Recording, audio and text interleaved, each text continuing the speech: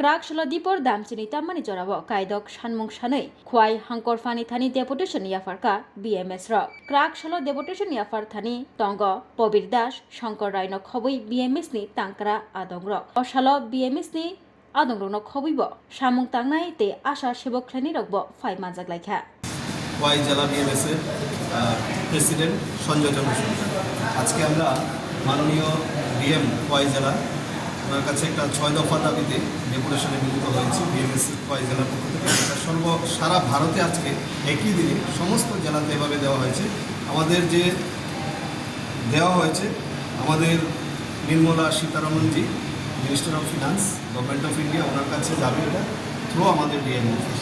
তো আমাদের যে 6 দফা দাবি তার মধ্যে আমি উল্লেখ করছি EPS 95 ন্যূনতম পেনশন অবিলম্বে 5,000 টাকা করা এবং অবশেষে বেতনের 50% প্লাস মহার্ঘ তারান যোগ করে পেনশন প্রদান করা। দ্বিতীয় যে দাবি EPF এর বেতন সীমা 15,000 টাকা তাকে বাড়িয়ে 30,000 এবং ESIC এর বেতনের সীমা 21,000 টাকা থেকে বাড়িয়ে 42,000 টাকা করা। সরকারি সম্পত্তি বিক্রির উপর অবিলম্বে নিষেধাজ্ঞা জারি করা। বিমা আর্থিক খাতে 100% বিদেশি বিনিয়োগ নিষেধাজ্ঞা জারি করা। প্রকল্প কর্মীদের সরকারি কর্মচারীদের সমান বেতন ও সামাজিক নিরাপত্তা প্রদান করা।